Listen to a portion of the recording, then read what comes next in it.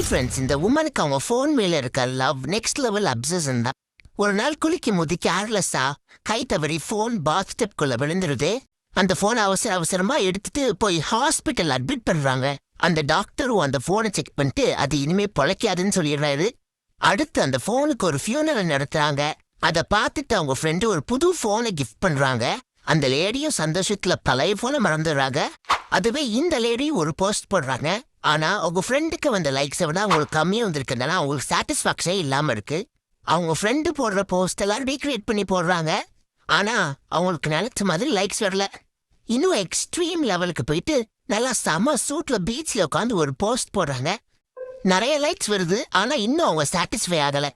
கடல் அலையோட ஒரு போஸ்ட் போடுறாங்க. அப்புறம் ஆக்டோபஸ் கூட போய் ஒரு போஸ்ட் போடுறாங்க. ஹில் கிளைம்பிங் பண்ணி ஒரு போஸ்ட் போடுறாங்க.